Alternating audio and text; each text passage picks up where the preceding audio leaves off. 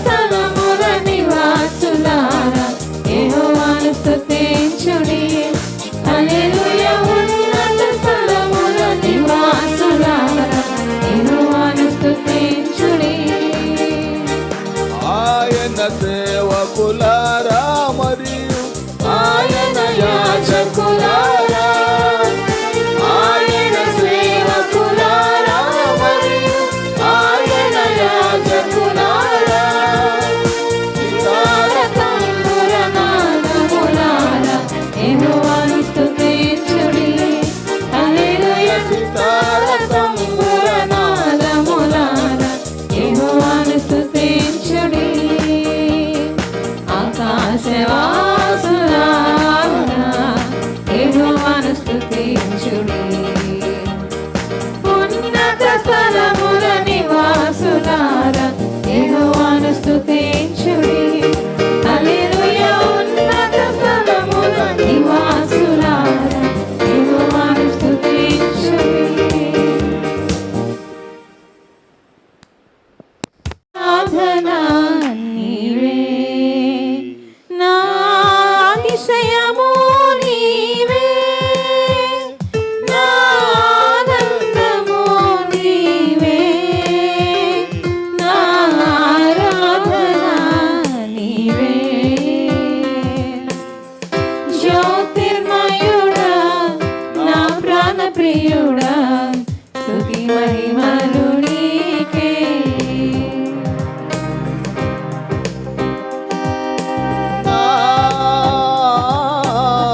పరలోకపు తండ్రి వ్యవసాయకుడా, నా పరలోకపు తండ్రి వ్యవసాయకుడా, నీ తోటలోని ద్రాక్షావల్లితో నన్ను అడ్డుకట్టి స్థిరపరిచావా. నీ తోటలోని ద్రాక్షావల్లితో నన్ను అడ్డుకట్టి స్థిరపరిచావా. జ్యోతిర్మయుడా నా ప్రాణప్రియుడా స్తుతి మహిమలు నీకే. నా పరలోకపు తండ్రి నా మంచి కుమారి, నా పరలోకపు తండ్రి నా మంచి కుమారి, నీకిష్టమైన పాత్రను చేయ నన్ను విసిరేయక సారెపై ఉంచావా.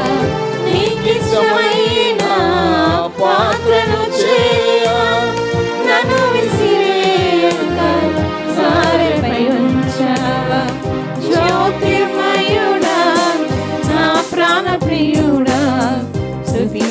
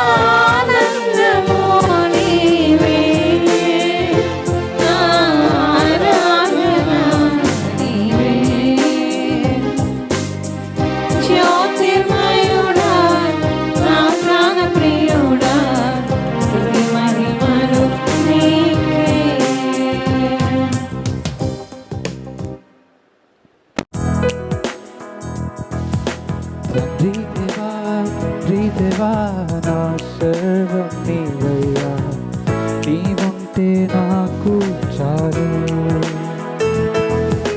తండ్రి దేవా నా సర్వం నీవయ్యా, నీవుంటే నాకు చాలు. నా ప్రియుడా నా ప్రాణమా నిన్నారాధించదన్, నా జీవమా నా స్నేహమా నిన్నారాధించదన్. నా ప్రియుడా నా ప్రాణమా నిన్నారాధించదన్, నా జీవమా నా స్నేహమా నిన్నారాధించదన్. తండ్రి దేవా నా సర్వం నీవయ్యా, నీవుంటే నాకు చాలు. తండ్రి దేవా నా సర్వం నీవయ్యా, నీవుంటే నాకు చాలు. నీ ప్రేమ వర్ణించుట నా వల్ల కాదయ్యా, నీ కార్యము వివరించుట నా బ్రతుకు చాలదయ్యా. నీ ప్రేమ వర్ణించుట నా వల్ల కాదయ్యా, నీ కార్యము వివరించుట నా బ్రతుకు చాలదయ్యా. తండ్రి దేవా ఆనందమా నీ బడిలో నాకు సుఖం. తండ్రి దేవా ఆనందమా నీ బడిలో నాకు సుఖము. తండ్రి దేవా నా సర్వం నీవయ్యా, నీవుంటే నాకు చాలు. తండ్రి దేవా నా సర్వం నీవయ్యా, నీవుంటే నాకు చాలు.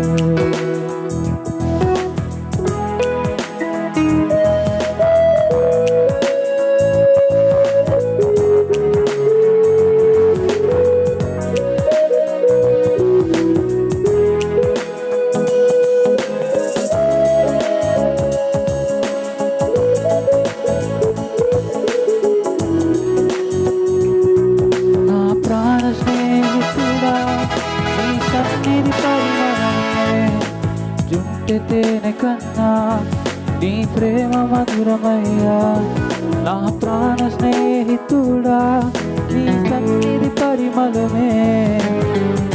తేనె కన్నా నీ ప్రేమ మధురమయ్యా. తండ్రి దేవా ఆనందమా నీ ఒడిలో నాకు సుఖం. తండ్రి దేవా నీ బడిలో నాకు సుఖము. తండ్రి దేవా నా సర్వం నీవయ్యా, నీవుంటే నాకు చాలు. తండ్రి దేవా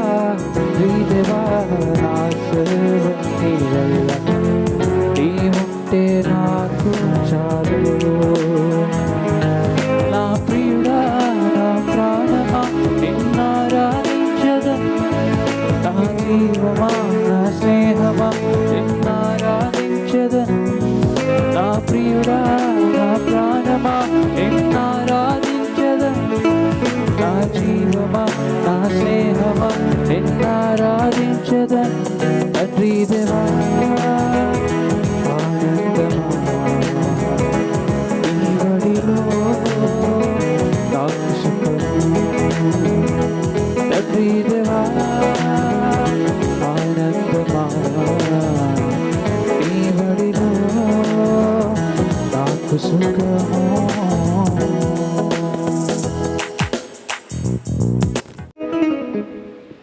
దీవించవే సమృద్ధిగా నీ సాక్షిగా కొనసాగమని,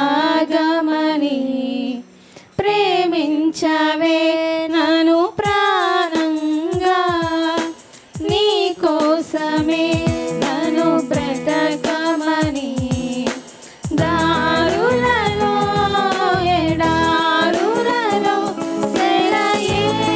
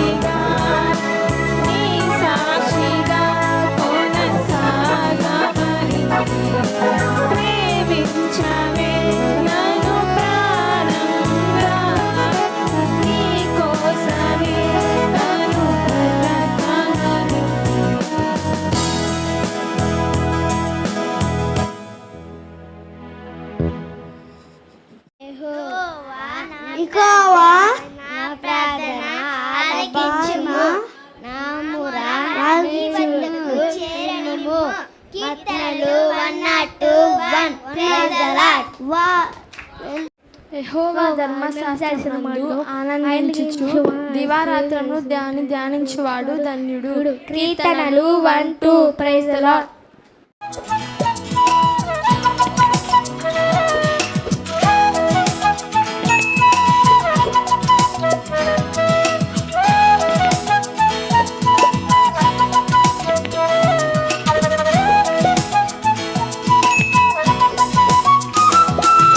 సాతానా సాతానా దగ్గరకు రావద్దు సాతానా, సాతానా సాతానా దగ్గరకు రావద్దు సాతానా. కాచే దేవుడు నాకు తోడు, కదిలించలేవు నన్ను నీవు. కాచే దేవుడు నాకు తోడు, కదిలించలేవు నన్ను నీవు.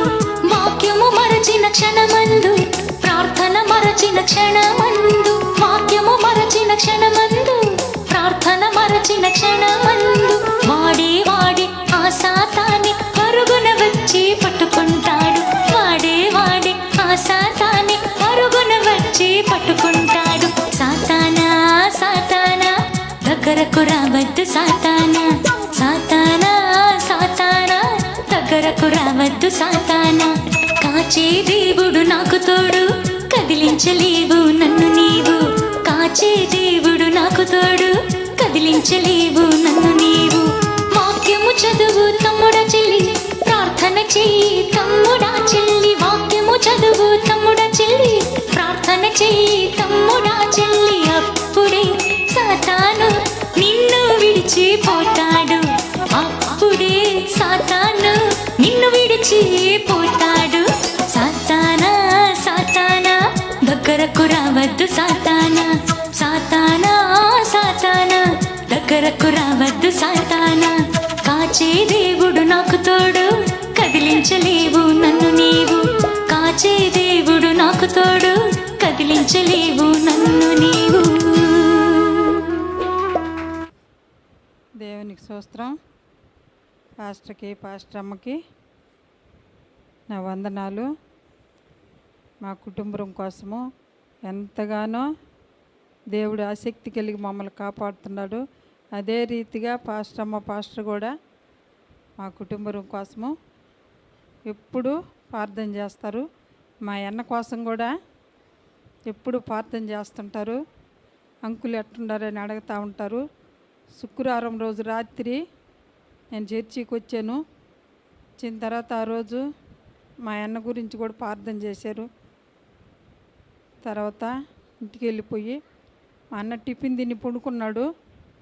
నేను రాత్రి 1 గంటకి మందు వేసుకోవాలి కంట్లో. నాకు మెలకు వచ్చింది. మందు వేసుకుంటామని టైం చూసే ఫోన్లో. మా అన్న లేచి ఊరికే బాత్రూమ్కి పోతూ ఉన్నాడు. సరే ఈయన మామూలుగా బాత్రూమ్కి పోయి వచ్చాడు అనుకున్నా. అయినా మళ్ళా పోతున్నాడు. అయినా మళ్ళీ ఊరికే పోతూ ఉన్నాడు. నేను గమ్మున కళ్ళు మూసుకొని కంట్లో మందేసుకొని దేవుడిని ప్రార్థన చేసుకుంటా గమ్మునుండ. అట్ట రాత్రి తెల్లవాళ్ళు తిరుగుతూ ఉండరు. ఒక సమయంలో నేను కళ్ళు మూసుకున్నా. కళ్ళు మూసుకుంటే నాకు దర్శనం ఎట్టొచ్చిందంటే మా అన్న మీద ప్రమాదకారంగా నాకు దర్శనమిచ్చాడు దేవుడు. మా అన్న పండుకొని ఉండే చోట అగ్ని మండతా ఉంది. మెలకు వచ్చింది నాకు. మా అన్న ఇంక నా బతకడు ఈరోజు అనుకొని నేను నిర్ణయించేసుకున్నా. నాకు ఇలాంటి కళ వచ్చింది. నేను బావిలో నీళ్ళు జంతా బకెట్ దిగి పడిపోయింది. ఏంది ఇలాంటి కళ వచ్చింది, ఏంది ఇలాంటి కళ వచ్చింది. అప్పుడు మా అన్న మా ఇంట్లో పండుకొని ఉంటే అక్కడ మా అమ్మ వాళ్ళ ఇంటికాడ అగ్ని మండతా ఉంది పొయ్య మా అన్న పక్కన. మా అన్న మీద ఇలాంటి కళ వచ్చింది. ఈ రోజుతో ఇంక మా అన్న బతకడు అనుకొని నేను దేవుడికి ఒకటే ఒక మాట చెప్పా. నాయనా ఆయన సైజు చూడు, ఆయన కాపాడమని కూడా నేను అడగటంలే. ఆయన సైజు చూడు నాయన, ఆయన సైజు చూడు నాయన, ఆయన పడే బాధ చూడు నాయన, ఆయన పడే బాధ చూడు నాయన అని ఇదొక్కటే అనుకుంటున్నాను. కానీ ఆయన్ని ఎట్టుంది ఏంది మాత్ర వేసుకొని కూడా నేను అడగల. పిల్లకాయలను కూడా నేను లేగొట్టలా. నా మనసులోకి వచ్చి కూడా పిల్లోడిని పిలుస్తామని అయినా పిలవలా. ఆయన సైజు చూడు నాయన, ఆయన సైజు చూడు నాయన ఇది ఒక్క మాటే చెప్తా పండుకొని ఉన్నాను. కానీ తెల్లారుజామున 5 గంటలకి 5 గంటల నుంచి 7 దాకా నిద్రపోయినాడు. అప్పుడు లేచి ఏమన్నా మాత్ర తెచ్చి వేసుకుంటామని పుణుకొని ఉన్నాడు కావాలనుకుంటే లేదు. దేవుడు ఆయనకి అంత అమూలమైన స్వస్థత ఇచ్చాడు. ఇచ్చి మాత్ర కూడా వేసుకోకుండా ఆయన లేచి మళ్ళీ యథాపకారంగా తిరుగుతున్నాడు. నేను చనిపోతాను అనుకున్న మనిషి యథాపకారంగా లేచి తిరుగుతున్నాడు. 11 గంటలకల్లా స్నానం చేసేసి మళ్ళీ మా మాట వినడు, విగ్రహాల కాడికి పోతాడు. మేము ఎంతగానో దేవుడు ఆయన్ని కాపాడుతుంటే మళ్ళీ ఆయన విగ్రహాల కాడికి పోతుంటాడు. నేను పాస్టర్ అమ్మకి బందిలి సుబ్బులని ప్రార్థన చేయమంటాం ఆయన కోసం. నీకు గుర్తుందమ్మా అమ్మా? మొన్న శనివారము మా అన్న పేరు సుబ్బులు, ఆయన పేరు సుబ్బులు. ఈ కళ గురించి నేను ఆలోచిస్తుంటే ఆ రోజు మధ్యాహ్నము 12 గంటలకల్లా ఆయన చనిపోయాడమ్మా. నేను ఎంతగానో ఆయన్ని ప్రేమిస్తుంటా ఆ సుబ్బుల్ని, బందిలి సుబ్బులు. ఆయన నాయన నాయన నాయన అంట ఎప్పుడు నా ఎమ్మిడి తిరుగుతుంటాడు. మా ఎన్నకాల నాయన నువ్వు అక్కడికి పంపించావా, ఈ సుబ్బులను తప్పించి ఆ సుబ్బుల కాడికి పంపించావని నేను ఎంతగానో దేవుడిని ప్రార్థన చేసుకున్నానమ్మా. ఈరోజు ఆయనకి అంత్యక్రియలు జరిగాయమ్మా. ఆయనకి నన్ను ఎంతగానో ఆయన అభిమానించి ఒక కూతురులాగా చూస్తాడు నన్ను ఎప్పుడు.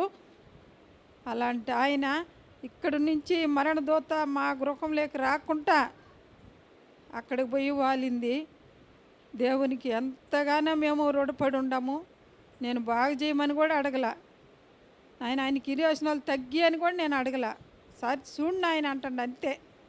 ఈ ఒక్క మాటే ఆలకించి ఆయనకి దేవుడు స్వస్థత ఇచ్చి ఆరోగ్యంగా ఉన్నాడు. ఆయన కొరకు దేవుడు ఎప్పుడూ కనిపెట్టుకొని ఉన్నాడు. కానీ ఆయనే దేవుడిని నిర్లక్ష్యం చేస్తాడు. కన్నా బిడ్డతో సమానంగా ఆయన చూస్తుంటే బిడ్డలు ఎట్ట తండ్రిని నిర్లక్ష్యం చేస్తారో అట్ట నిర్లక్ష్యం చేస్తున్నాడు ఆయన. పాస్టర్ అమ్మ ఎప్పుడూ ఆయన కోసము ప్రార్థన చేస్తుంటారు. అదే రీతిగా ఇంక మీదట కూడా అట్టే ఆయన కోసము ప్రార్థన చేయమని ఈ చిన్న సాక్ష్యము దేవుడి దీవించిన గాక. మీ అందరికీ వందనాలు. పాస్టర్ అమ్మకు కూడా వందనాలు. దేవుడికి మరీ మరీ వందనాలు. స్తోత్రం నాయన తండ్రి యేసయ్య. నడక చాలా శ్రేష్టమైనది. ఈ భూమి మీద మనుషులు నడవడం ప్రారంభించాడు. మనం మొదటి మనిషిని నడిపించింది ఎవరండి? ఆది కాండంలో మనం గమనిస్తే 3వ అధ్యాయము 7-8 వచనాలు ఒకసారి మనం గమనిస్తే, వారు ఆ తోటలో నడుస్తూ సంచరిస్తున్నారు. దేవుడు కూడా వారి మధ్య ఉన్నాడు. మొదటి మానవుడు దేవుడితో నడిచినట్టుగా మనం చూస్తూ ఉన్నాం. మానవుని జీవితంలో మనం చూస్తున్నప్పుడు మనుషులు చంద్రమండలంలో నడిచాడమ్మా. నడిచాడు చంద్రమండలంలో? నడవలా? నడిచాడా? నడిచాడు కదా అభి. చంద్రమండలంలో నడిచాడు. తర్వాత సముద్రంలో నడిచాడా? సముద్రంలో నడిచాడమ్మా? నడిచాడా? నేను నడవలేదు సార్ అంటారా? పేతురు నడవలా? నడిచాడు. తర్వాత ఇంకా మనం చూస్తే మనిషి ఆ పర్వతాల్లో కూడా నడుస్తున్నాడు. పర్వతంకి మధ్యలో తీగ కట్టుకొని దాని మీద కూడా నడిచేవాడుగా ఉన్నాడు. అనేక చోట్ల నడుస్తుంటాడు. మనుషులు నడిచారు. మరి ఈ భూమి మీద మనుషులు నడుస్తూనే ఉన్నాడు. కనుక నడక చాలా శ్రేష్టమైనది. నడక చాలా శ్రేష్టమైనది. మానవ జీవితంలో భౌతికమైనటువంటి నడక, ఇటు ఆధ్యాత్మికమైనటువంటి నడక. కొన్ని దేశాల్లో మనం చూస్తున్నప్పుడు నడకలకు పోటీలు పెడతారు, క్రీడలు ఏర్పాటు చేస్తారు. నడకలకి క్యాట్ వాక్, తర్వాత క్యామెల్ వాక్, తర్వాత ఆ బుల్ వాక్, ఇట్లా రకరకాలుగా వారు ఆ యొక్క దేశాల్లో నడతలకు మరి పోటీలు పెట్టి వారికి ఒక ప్రత్యేక దానిలో విన్ అయిన వాళ్ళకి ప్రత్యేకమైనటువంటి బహుమతులు కూడా ప్రకటిస్తూ ఉంటారు. మరి మానవ జీవితంలో నడక అనేటటువంటిది చాలా ప్రాముఖ్యమైనటువంటిది. ఆ విషయాన్ని జ్ఞాపకం చేస్తున్నాం. మన ఆధ్యాత్మికంగా ఆలోచించినట్లయితే నడకలు ప్రాముఖ్యంగా 2 రకాలుగా ఉంటాయి. అది మంచి నడక, ఇంకోటి చెడు నడక. 2 నడకలు. అయితే బైబిల్ గ్రంథంలో మనం చూస్తున్నప్పుడు ప్రియ దేవుని బిడ్డలారా, క్రీస్తు రక్తము చేత మనం కడగబడి దేవుని బిడ్డలుగా మనం చేర్చబడినటువంటి క్రైస్తవులు ఈ భూమి మీద మనం ఎలా నడుస్తున్నాం? కొన్ని మంచి నడకలు ఉంటాయి, కొన్ని చెడు నడకలు ఉంటాయి. అయితే మన నడక పరలోకమందున్నటువంటి సైన్య సమూహము దేవుడు చూస్తూ ఉంటాడంట. అమ్మా చూస్తాడా లేదా? చూస్తాడా లేదమ్మా? నువ్వు ఎలా నడుస్తున్నావో, నీ నడక ఎక్కడికి వెళ్తుందో ఆయన గమనిస్తూ ఉన్నాడు. లోకంలో లోక సంబంధమైన మనుషులందరి మీద ఆయన గమనిస్తూ ఉన్నారు. వారందరూ చూస్తూ ఉన్నారు. అయితే మన నడక ఈ భూమి మీద చాలా జాగ్రత్తగా ఉండాలని బైబిల్ మనకు బోధిస్తూ ఉన్నది. ఏదేమైనప్పటికీ క్రైస్తవులు ఎలా నడుచుకోవాలో కొన్ని విషయాలు మనం చూద్దాం. యోహాను రాసినటువంటి 2వ పత్రిక 6వ వచనాన్ని మనం గమనిస్తే, మనము ఆయన ఆజ్ఞల ప్రకారము నడుచుటయే ప్రేమ. ఎట్లా నడుచుకోవాలంటమ్మా? ఒక క్రైస్తవుడు ఎలా నడుచుకోవాలంటే ఆయన ఆజ్ఞల ప్రకారం నడుచుకోవాలంట. ఆయన ఆజ్ఞల ప్రకారం. మొదట్లో ఆదిమ మానవుడు చక్కగా నడుస్తూ ఉన్నాడు, దేవునితో సహవాసం చేస్తూ చక్కగా నడుస్తూ ఉన్నాడు. అయితే తన నడకలో కొంత మార్పు వచ్చింది. చక్కగా నడుస్తున్నటువంటి ఆ మానవుడిలో నడకలో మార్పు వచ్చింది. ఏంటి ఆ మార్పు అంటే, ఏం చేశాడు? అపవాది తన జీవితంలో ప్రవేశించాడు. ఎప్పుడైతే అపవాది తన జీవితంలో ప్రవేశించాడో తన నడక మారింది. తన నడక చర్యలన్నీ కూడా మారిపోయాయి. అప్పటి నుంచి తప్పుడు అడుగులు వేయడానికి మొదలుపెట్టాడు. అప్పటి వరకు చక్కగా నడుస్తున్నటువంటి మానవుడు ఎప్పుడైతే అపవాది వాళ్ళు ప్రవేశించిందో తన యొక్క నడత మారిపోయింది. తప్పుడు అడుగులుగా నడవడం ప్రారంభించాడు. వాక్యము మరి ఏం బోధిస్తుందంటే, ఏం సెలవిస్తుందంటే, దైవ సేవకుల ద్వారా, ప్రవక్తల ద్వారా, దేవుని యొక్క సేవకుల ద్వారా, లేఖనాల ద్వారా, ధర్మశాస్త్రం ద్వారా ఏం బోధిస్తుందా అంటే, ఓ మానవుడా నువ్వు చక్కగా నడవాలి అనగా నా ఆజ్ఞల ప్రకారము నడుచుకోవాలి. ఆజ్ఞల ప్రకారం నడుచుకోవాలని వాక్యం చాలా స్పష్టంగా మనకు తెలియజేస్తుంది. ఒక క్రైస్తవుడు, ఒక విశ్వాసి రక్షణ పొందిన తర్వాత వాడి నడకలో జాగ్రత్తగా నడవాలి. ఎలా పడితే అలా నడవడానికి వీలు లేదు. అయితే ఒక ప్రశ్న, మన నడక ఎలా ఉంది? మన నడక ఎలా ఉంది? ఒక విశ్వాసిగా, రక్షింపబడినటువంటి వారుగా మనము ఎలా నడుచుకుంటున్నాం? దేవుని యొక్క ఆజ్ఞల ప్రకారం నడుచుకుంటూ ఉన్నామా? ఆదికాండము 26వ అధ్యాయము 5వ వచన భాగాన్ని మనం గమనిస్తే, ఏలయనగా అబ్రహాము నా మాట విని నేను విధించిన దాని నా ఆజ్ఞలను నా కట్టడలను నా నియమములను గైకొనవలెనని చెప్పాను. ఈ భాగంలో మనం గమనిస్తే దేవుడు మరి అబ్రహాము కుమారుడైనటువంటి ఇస్సాకుతో మాట్లాడుతూ ఉన్నాడు. ఏం మాట్లాడుతున్నాడు అంటే, విధించిన దాని నా ఆజ్ఞలను, నా కట్టడలను. మరి అక్కడ చెబుతున్నాడు, ఇస్సాకు దేవుడు చెబుతున్నాడు, ఇదిగో నీ తండ్రి అయినటువంటి అబ్రహాము ఎలా వర్ధిల్లాడో, ఎలా ఉన్నతమైనటువంటి స్థానంలోకి వెళ్ళాడో, మరి అతను విశ్వాసులకు తండ్రిగా ఎలా అయ్యాడో దేవాది దేవుడు ఇస్సాకుతో చెప్తూ ఉన్నాడు. నీ తండ్రి అబ్రహాము ఎలాంటి వాడంట? నా మాట విని నా ఆజ్ఞలు గైకొనేవాడుగా, నా విధులు గైకొనేవాడుగా ఆయన ఉంటున్నాడు. కాబట్టి ఆయన గురించి సాక్ష్యం చెప్తున్నాడు, కుమారుడికి చెప్తున్నాడు. అబ్రహాము విశ్వాసులకు తండ్రి కదా, ఆయన్ను ఆశ్రయించాడు కదా. దేవుడు మరి అడుగడుగునా ఆయనకి తోడై ఉన్నాడు కదా. ఎందుకున్నాడంటే అబ్రహాము ఆయన ఆజ్ఞల ప్రకారం నడుచుకున్నాడు.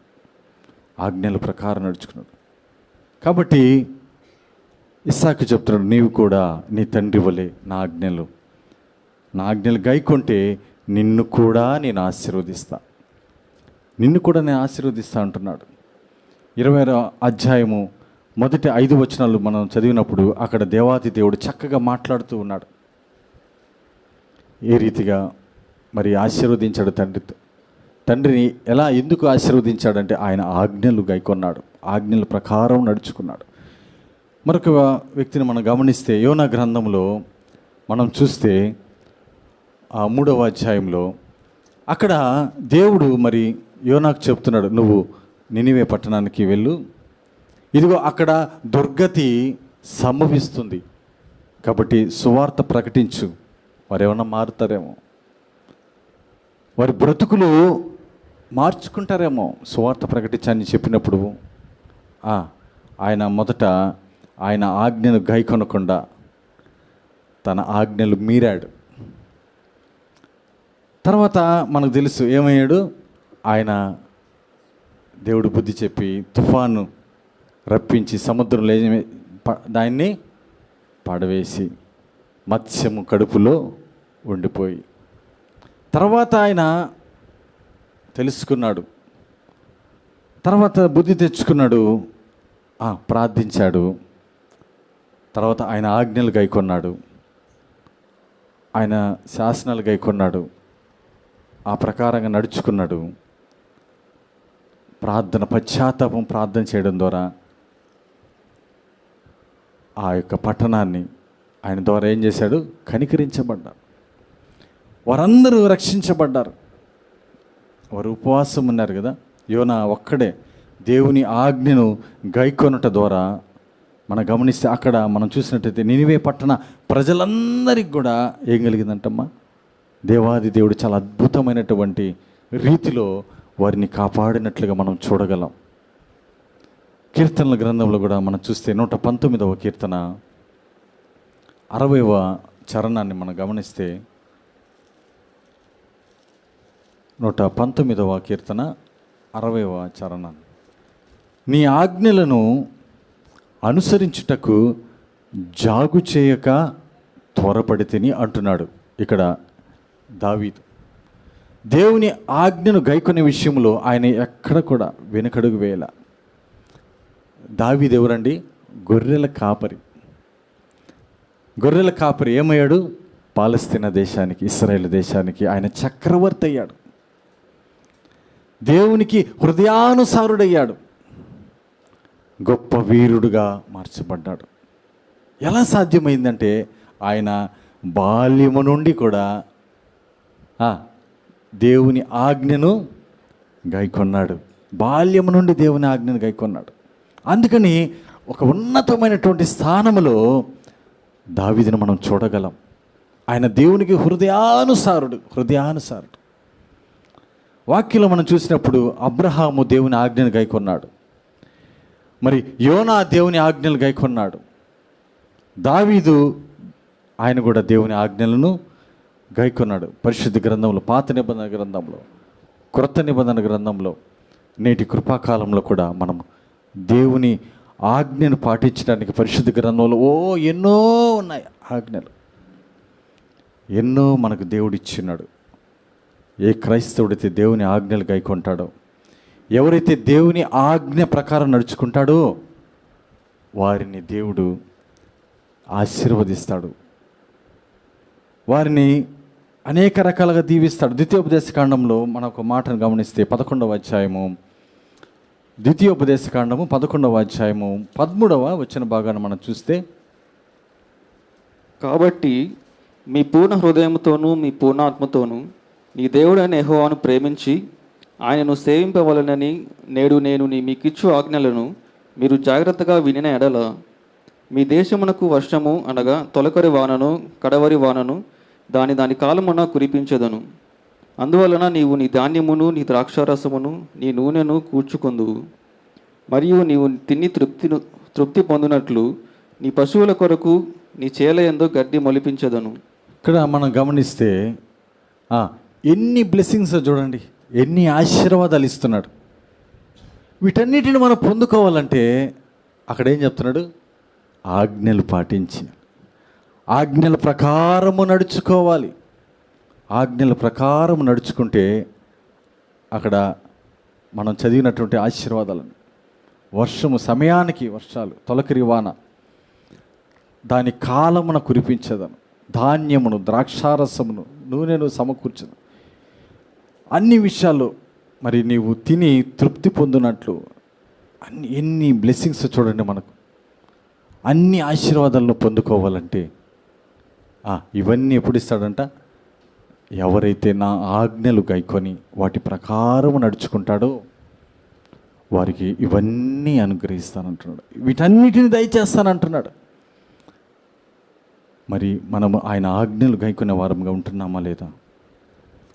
క్రైస్తవ చరిత్రలో ఏ భక్తుడు ఏ భక్తురాలు యొక్క జీవితాన్ని మనం చూస్తున్నట్లయితే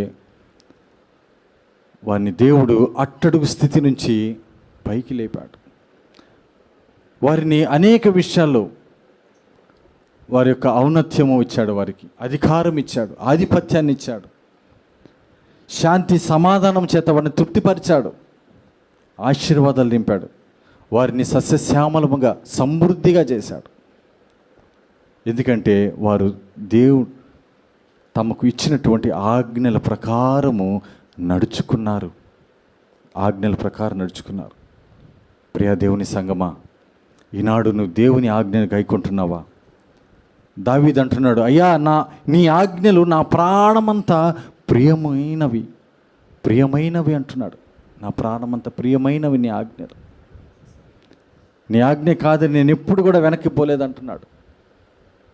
ఆయన ఆజ్ఞలు గైకుంటున్నామా? ఆయన ఆజ్ఞల ప్రకారము నడుచుకుంటున్నామా లేదా మనం జ్ఞాపకం చేసుకోవాలి. ఈ భయంకరమైనటువంటి విపత్తులు ఎందుకు వస్తున్నాయంటే ఆయన ఆజ్ఞలు గైకొనకపోవడం ద్వారా. మన కుటుంబాల్లో అయితే మన జీవితాల్లో అయితే ఈ లోకంలో పరిస్థితులు మనం గమనిస్తుంటే అనేకమైనటువంటి భయంకరమైనటువంటి విపత్తులు, యుద్ధాలు ఎందుకు వస్తున్నాయంటే ఆయన ఆజ్ఞలు గైకొనడంలా, ఆయన ఆజ్ఞల ప్రకారం నడుచుకోవడంలా, ఇష్టానుసారంగా నడుచుకుంటూ ఉన్నాడు ఒక మానవుడు. ప్రియ దేవుని బిడ్డలారా, దేవుడు మన జీవితాలు, మన కుటుంబాలు, మన బిడ్డలను భద్రపరచాలన్నా, సంరక్షించాలన్నా, మన కుటుంబానికి క్షేమం కలగచేయాలన్నా మనము ఆయన ఆజ్ఞలు గైకొనాలి. ఆజ్ఞల ప్రకారము మనం నడుచుకోవాలి. మరి యోహాను సువార్త 2వదిగా మనం చూస్తే అదే యోహాను రాసినటువంటి మొదటి పత్రిక 2వ అధ్యాయము 5-6 వచ్చిన భాగాన్ని మనం గమనిద్దాం. ఆయన వాక్యము ఎవరు గైకొనునో, ఆయన వాక్యము ఎవరు గైకొనునో వానిలో దేవుని ప్రేమ నిజముగా పరిపూర్ణమాయను. ఆయన యందు నిలిచిన వాడని చెప్పుకునేవాడు ఆయన ఎలాగు నడుచుకునే అలాగే తానును నడుచుకొన బద్ధుడనై ఉన్నాడు. రెండవదిగా క్రైస్తవుడు నువ్వు ఎలాగ నడుచుకోవాలంటే మనకు ఏం నేర్పిస్తుందంటే ఆయనలాగా నడుచుకోవాలి. ఆయనలాగా నడుచుకోవాలి. యేసుక్రీస్తు ప్రభువారు ఈ లోకానికి వచ్చి ఆయన నడిచి చూపించాడు, ఇలా నడవాలి, ఇలా నడవాలి. మేము కొన్ని ప్రాంతాల్లో అప్పుడు చిన్నప్పుడు వెళ్ళినప్పుడు ఆ పొలాల్లో గుండా వెళ్ళాం. అక్కడ మా ముందు ఒక ఆయన నడిపిస్తూ ఉన్నాడు.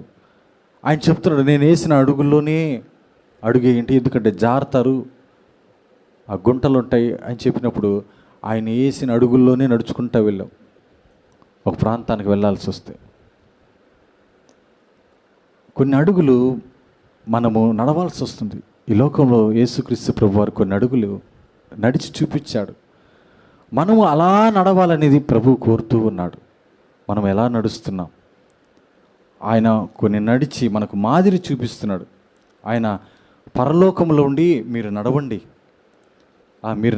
మీరు చక్కగా నడవండి, అట్టుగా ఇట్టుగా చెప్పడంలా ఆయన లోకానికి వచ్చి ఈ భూలోకానికి వచ్చి నడిచి చూపించాడు. ఇదో ఈ రకంగా నడవండి అని చూపిస్తున్నాడు, మాదిరి చూపించాడు. మనము ఎలా నడుచుకోవాలంటే ఆయనలాగా నడుచుకోవాలంట. ఇంకా మనం చూస్తే యేసుక్రీస్తు ప్రభువు జీవిత చరిత్ర మనం నేర్పిస్తుంది. లూకాసు వార్త 5వ అధ్యాయము 16వ వచన భాగాన్ని మనం గమనిస్తే, ఆయన ప్రార్థన చేయుటకు అరణ్యములోనికి వెళ్ళుచుండెను ప్రార్థన చేయడానికి. లోపలికి వెళ్తూ ఉన్నాడు ప్రార్థన చేయడానికి. ఆయన తన వాడుకు చొప్పున ఒలీవల కొండకు ఆయన ప్రార్థన చేయడానికి వెళుతూ ఉన్నాడు. యేసే తన జీవితంలో పగలంతా ఆయన పరిచర్య చేసి రాత్రంతా ఆయన ఒలీవల కొండకి వెళ్ళి అక్కడ ఏం చేస్తున్నాడు? ప్రార్థన చేస్తున్నాడు. ఎడతెగగా ప్రార్థన చేస్తున్నాడు. తన జీవితంలో ఎక్కువగా ఆయన ప్రార్థన చేసేటటువంటి వాడు. మరి నేనంటాను, ఆయనలాగా మనం ప్రార్థన చేస్తున్నామా? మనము ప్రార్థన చేసే అనుభవంలో ఉన్నామా? అంత సమయాన్ని మనము ఇవ్వగలుగుతున్నామా ప్రార్థన చేసుకోమంటే? ప్రియ దేవుని బిడ్డలారా, ఆయన మనకు నేర్పిస్తూ ఉన్నాడు. గంటల తరబడి ఆయన ఎక్కడ సమయము తండ్రికి ఎలాగ మొరపెడుతున్నాడో, మనము సమయం దొరుకుతుందంటే ప్రార్థనకు ఉండాలి. ప్రార్థన చేసుకునే వారం సమయం దొరికితే, మేము ఇంతకుముందు పరిచయలకు రాకముందు మేము క్యాలెండర్ చూసేవాళ్ళం. మాకు ఎప్పుడు సెలవు దొరుకుతుందా? సెలవు దొరికితే విహారయాత్ర. మా యూత్ బంధువులు పిల్లల వరకే ఉన్నారు, ఒక 20 మంది 25 మంది. అందరూ ఒక మాట నేను చెప్తే చాలా అందరూ వచ్చేస్తాం. అందరూ సెలవు సమయం దొరికితే వెళ్ళిపోయేవాళ్ళు. తర్వాత ఎప్పుడైతే దేవుని పిలుపుని బట్టి దేవుడు పరిచయం ఇచ్చాడో, సెలవు ఎప్పుడు దొరుకుతుందా కూడికి పెడదామా, సెలవు ఎప్పుడు దొరుకుతుందా ఆరాధన పెడదామా, సెలవు ఎప్పుడు దొరుకుతుందా ఉద్యోగ గుడికి పెడదామా. సమయం దొరికితే ప్రభు చిత్తమైతే 2 దినాలు మనము ఉద్యోగ కొడుకుని కూడా ఏర్పాటు చేసుకోవడానికి దేవుడు కృప చూపులాగా మీ ప్రార్థనలు కూడా జ్ఞాపకం చేసుకోండి. ప్రభు చిత్తమైతే చూడండి, సమయము దొరికినప్పుడల్లా మనం ప్రార్థన చేసుకునే వారంగా ఉండాలి. ప్రార్థన మనల్ని గొప్ప కార్యాలు ఆశ్చర్యకార్యాలు జరుగుతాయి. ప్రార్థన ద్వారా దేవుడు కొన్ని అడుగులు యేసుక్రీస్తు ప్రభువారు ఈ లోకంలో చూపిస్తున్నాడు. ఆయన ప్రార్థిస్తూ ఉన్నాడు. అంటే యేసయ్య మనకు ఎలాంటి అడుగులు నేర్పిస్తున్నాడంటే ఆయనలాగా నడవాలని నేర్పిస్తున్నాడు, ప్రార్థన చేయాలని నేర్పిస్తూ ఉన్నాడు. ఇంకా మనం చూస్తే లూకాసు వార్తలోనే 15వ అధ్యాయము 20వ వచనాన్ని మనం చూస్తే, అక్కడ తప్పిపోయినటువంటి కుమారుడు బుద్ధి వచ్చినప్పుడు తండ్రి యొద్దకు వస్తున్నాడు. వాడు ఇంకా దూరముగా ఉన్నప్పుడు తండ్రి వానిని చూచి కనికరపడి పరుగెత్తి వాని మెడ మీద పడి పెట్టుకొనెను. మెడ మీద పడి నరికాడండి. ఈనాడు భయంకరంగా నరుకుతున్నారు కదా. కరెక్ట్గా చూసి ఎయ్యిరా హనీమూన్ అని చెప్పి తీసుకోము, భయంకరమైన పరిస్థితులు ఉన్నాయి. పాపం వాడు ఆ యొక్క పెళ్లి చేసుకున్నటువంటి ఆ వ్యక్తి మన నార్త్ సైడ్ మనం చూసాం, వార్తలు కూడా విన్నాం. హనీమూన్కి వెళ్దామండి, ఓకే అని చెప్పిపోయాడు. ఏమైపోయాడు? పరిస్థితులు చాలా దారుణంగా ఉన్నాయి. ఇక్కడ మనం చూస్తే ఆయన ఇంటి నుంచి ఆస్తినంతా సర్దుకొని ముఠాములు సర్దుకొని వెళ్ళిపోయాడు. నా ఆస్తి నా వాట నాకు కావాలని వెళ్ళిపోయాడు. తిరిగి వస్తున్నాడు. అయితే తండ్రి ఏం చేస్తున్నాడు? పరిగెత్తుకుంటూ పోయి ఆయన మీద పడి ముద్దు పెట్టుకుంటూ ఉన్నాడు. కుమారుని క్షమిస్తూ ఉన్నాడు. కుమారుని క్షమిస్తున్నాడు. ఆయనలాగా నడుచుకోవడం అంటే ఆయన క్షమించేటటువంటి మనస్సు మనం కలిగి ఉండాలి. క్షమించేటటువంటి మనస్సు మనం కలిగి ఉండాలి. మొదటగా మనం చూసి ఆయనలాగా నడవడం అంటే ప్రార్థన చేయడం. ఆయనలాగా నడవడం అంటే క్షమించడం. మనము ఎలాంటి వారు అంటే ఇష్టమైన వారిని మాత్రమే క్షమిస్తాం. వారు నాకు నచ్చలేదంటే వారిని క్షమించాం. మన ఈ మధ్య ఒక వార్త చదివా. వారు 10th క్లాస్ పూర్వ విద్యార్థులని గెట్ టుగెదర్ కూడుకుంటారు. ఏమ్మా, ఒక ఫంక్షన్ హాల్ తీసుకొని మనమందరం కలుసుకుందాం అని చెప్పి వివాహాలు అయిపోయి వారికి పిల్లలు ఉన్న ఆ సమయంలో ఇప్పుడు కలుసుకుంటున్నారు. అప్పుడు ఆ 1980 బ్యాచ్ లేకపోతే 90 బ్యాచ్ 2000 బ్యాచ్ అని చెప్పి అట్లా కలుసుకున్నారు. అట్లా మొన్న రీసెంట్గా ఒక బ్యాచ్ కలుసుకున్నారు. ఒకరినొకరు చూసుకున్నారు. ఇద్దరు స్నేహితులు. వారు చిన్నప్పుడు కొట్టుకున్నారంట. చిన్నప్పుడు ఏదో గొడవ, ఆ గొడవ గుర్తొచ్చింది. ఆ సమయంలో ఈ వయసులో కూడా మళ్ళీ కొట్టుకున్నారు. గాయాలయ్యాయి మొహానికి. ఫోటో మీరు కూడా చూస్తుంటారు వార్తలు. అంటే ఎప్పుడో జరిగినటువంటి ఆ సంఘటన గుర్తు చేసుకొని మళ్ళీ అదే కక్షపూరితంగా తరతరాల నుంచి వస్తున్నటువంటి కక్షలు కుతంత్రాలు పెట్టుకొని ఎంతోమంది లేరంటారా? అలాంటి వారు క్రీస్తు బిడ్డలు కాదు. క్రీస్తులాగా నడిచేవారు కాదు. ఆయనలాగా నడుచుకోవాలంటే మనము క్షమాపణ గుణం కలిగి ఉండాలి. గుణం కలిగి ఉండాలి. యోహాను సువార్తలో కూడా ఇంకొక మాట మనం గమనిస్తే 11వ అధ్యాయము 5వ వచనంలో మనం చూస్తే, యేసు మార్తను ఆమె సహోదరిని లాజరును ప్రేమించెను. బేతనియా గ్రామంలో ఉన్నటువంటి మార్త, మరియా, లాజరు వారు ఉన్నటువంటి నిరుపేద స్థితిలో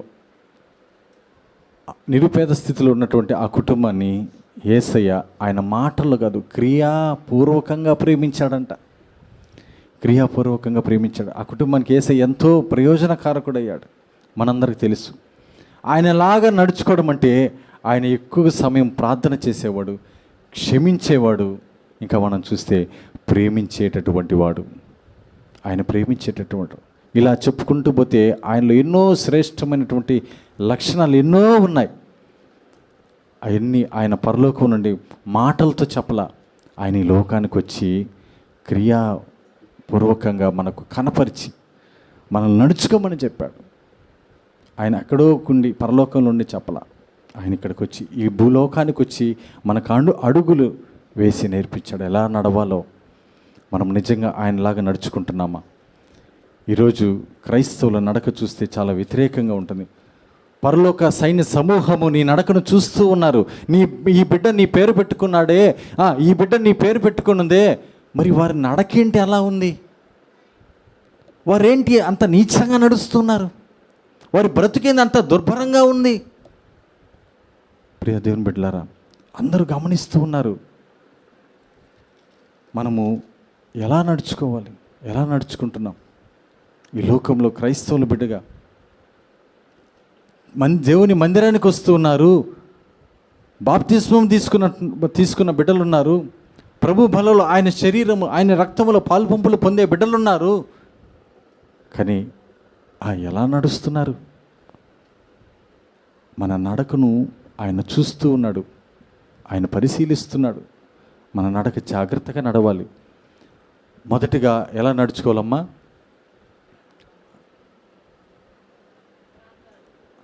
అమ్మా, మొదటి నడక ఎలా? రైట్, ఆయన ఆజ్ఞలను గైకొంటూ నడుచుకోవాలి. రెండవదిగా ఆయనలాగా నడుచుకోవాలి. ఆయనలాగా అంటే ప్రార్థించడం, క్షమించడం, ప్రేమించేటటువంటివి మనం కలిగి ఉండాలి. మూడవదిగా నేను చెప్పి ముగిస్తాను. లూకాసు వార్త 16వ అధ్యాయము,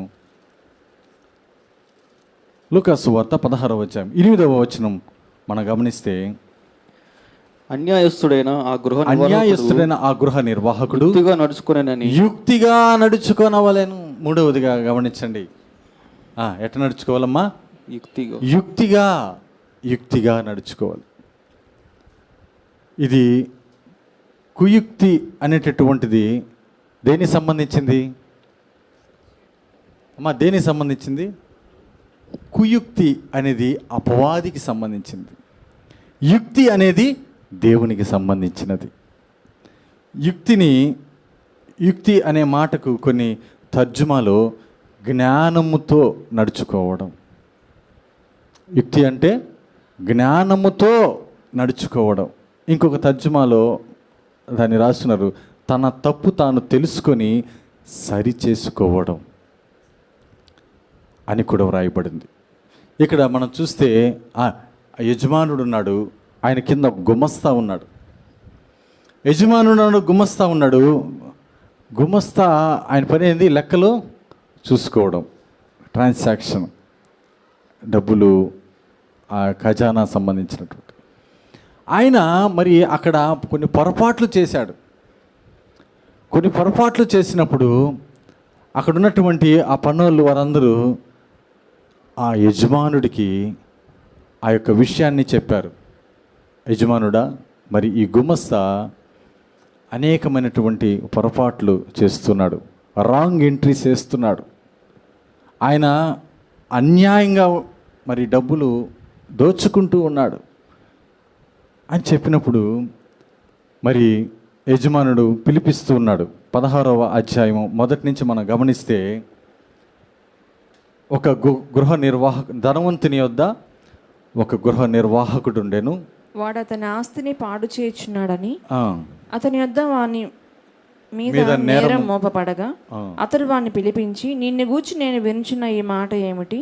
నీ గృహ నిర్వాహకత్వపు లెక్కను అప్పగించుము. నీవు ఇక మీదట గృహ నిర్వాహకుడవై ఉండవల్ల కాదని వానితో చెప్పాను. ఆ గృహ నిర్వాహకుడు తనలో తాను, నా యజమానుడు ఈ గృహ నిర్వాహకత్వపు పనిలో నుండి నన్ను తీసివేయను గనక నేను ఏమి చేతును? త్రవ్వలేను, భిక్షమెత్త సిగ్గుపడుచున్నాను. నన్ను ఈ గృహ నిర్వాహకత్వపు పని నుండి తొలగించినప్పుడు వారు నన్ను తమ ఇండ్లలోనికి చేర్చుకున్నట్లు ఏమి చేయవలనో నాకు తెలియను అనుకొని. ఇక్కడ మనం గమనిస్తే ఆయన యజమానుడు పిలిచాడు, ఓ గుమస్తా రావయా, ఏంటి నీ పరిస్థితి ఏంటి?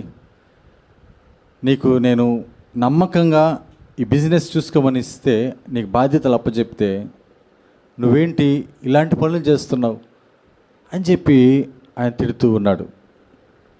మరి నిన్ను ఈ ఉద్యోగం నుంచి తీసేస్తా, నువ్వు నీ పద్ధతి బాగలా, మార్చుకో అని చెప్పినప్పుడు ఆ గుమస్తా ఏం చేస్తున్నాడు? ఆయన ఈ వయస్సులో నేను బయటికి పోయి ఎక్కడ కష్టపడలేను, భిక్షం ఎత్తుకుందామన్నా సిగ్గుచేటు, ఎలా పరిస్థితి అని చెప్పి అతను ఏం చేస్తున్నాడు? యుక్తిగా ఆలోచిస్తున్నాడు. అన్యాయస్తుడు. ఆ 8వ వచనంలో అన్యాయస్తుడైన ఆ గృహ నిర్వాహకుడు యుక్తిగా నడుచుకొనేనని తన యజమానుడు వాడిని మెచ్చుకొనెను. అంటే ఆయన చూశాడు, గమనించాడు, ఓహో ఈ నా ఉద్యోగం ఖచ్చితంగా నా ఉద్యోగం అయితే పోద్ది, కాబట్టి ఇప్పుడు నేనేం చేయాలి? నేను బయటకు కష్టపడలేను, నా వల్ల కాదు. అందుకని ఆయన ఆలోచించి ఆ యజమానుడి దగ్గర ఎవరైతే అప్పు తీసుకొని ఉన్నారో వారిని పిలిచాడు. నువ్వు నీ యజమానుడికి ఎంత అప్పు ఉన్నావు అని చెప్పినప్పుడు అక్కడ మనం చూస్తే చూడండమ్మా 6వ వచనమా, వాడు నీవు నా యజమానునికి ఎంత అచ్చి ఉన్నావని మొదటి వాడిని అడిగాను. వాడు 100 మణుగుల నూనె అని చెప్పగా, నీవు చీటీ తీసుకుని త్వరగా కూర్చో, 50 మణుగులని రాసుకో. 100 కదా, 50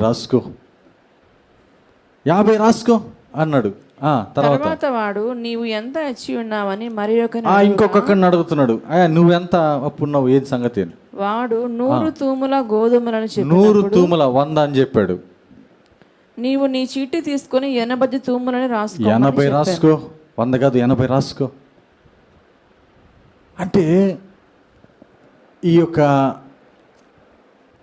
గుమస్తా ఏం ఆలోచిస్తున్నాడంటే, ఈ యజమాని నన్ను తీసేస్తాడు, అయిపోయింది పరిస్థితి, ఇంక నేను బయటికి వెళ్తే నన్ను ఎక్కడ చేర్చుకోరు. అందుకని యుక్తిగా ఆలోచించాడు, జ్ఞానంతో ఆలోచించాడు.